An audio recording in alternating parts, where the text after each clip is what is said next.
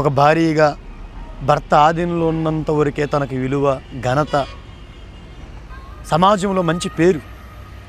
భర్తకి వేరుగా పరపురుషుడికి చోటిస్తే ఎంత నాశనం అండి చెప్పండి. బ్రతుకు అవమానం, ఏదో రోజు కీడు కూడా వచ్చేసింది. ఒక ఊరిలో జరిగిన యథార్థ సంఘటన.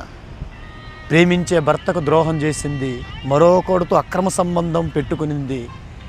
భర్తకు ద్రోహం చేసింది, ఇద్దరు పిల్లలను తీసుకొని అక్రమ సంబంధం పెట్టుకున్న తన ప్రియుడితో వెళ్ళిపోయింది. వారిద్దరు కలిసి ఒక ఊర్లో అద్దెలు తీసుకొని నివసిస్తున్నారు. ఒకరోజు ప్రియుడితో అంటుంది, నా మెడలో గొలుసు చూసావా, ఇది బంగారముది అనింది. ఇక వాడు ఏం ఆలోచించాడంటే, బంగారపు గొలుసు అంటే సుమారు ఇది ఇంత బరువు ఉందంటే 5 లక్షలు 6 లక్షలు ఖచ్చితంగా వచ్చిద్ది అని వాడు అనుకున్నాడు.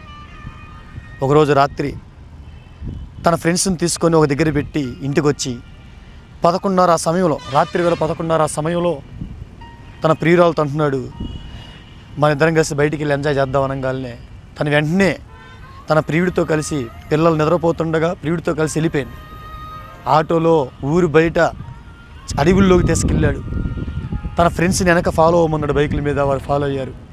ఊరి బయట అడవుల్లోకి తీసుకెళ్ళగానే తన ఫ్రెండ్స్ నలుగురు, మొత్తం 5 మంది ఏమైనా పాడు చేసి చంపేసి ఆ మెడకున్న చైన్ తీసుకొని వెళ్ళిపోయాడు. నిజంగా వెళ్ళేటప్పుడు ఏం చేశాడంటే, పెట్రోల్ పోసి శవాన్ని కూడా తగలబెట్టేశాడు, ఎవరు చూడకూడదని. మొత్తానికి 2-3 రోజులకి వాడు దొరికాడు. ఒకసారి ఆలోచించండి, ఒక్క దెబ్బతో ఆమె ఎంత కీడు తెచ్చుకుందో. స్త్రీలారా ఆలోచించండి. నీ భర్తకు లోబడేటప్పుడు, నీ భర్తను స్వచ్ఛంగా ప్రేమించేటప్పుడు, పరపురుషుడు ఆలోచన లేనప్పుడు, నీ దేహంపై నీ భర్తకు అధికారం ఇచ్చినప్పుడు, ఏరే ఆలోచన పరపురుషుడిపై నీకు అనుదృష్టి లేనప్పుడు, పవిత్రంగా ఉన్నప్పుడు, నీ ఘనత ఎప్పుడైతే పరపురుషుడి తిట్టి చూసి అక్రమ సంబంధపు కోరికలతో ఉంటావు, అప్పుడు నీ జీవితం ఖచ్చితంగా నాశనం అయిపోయింది. దానికి నిదర్శనం ఇదే.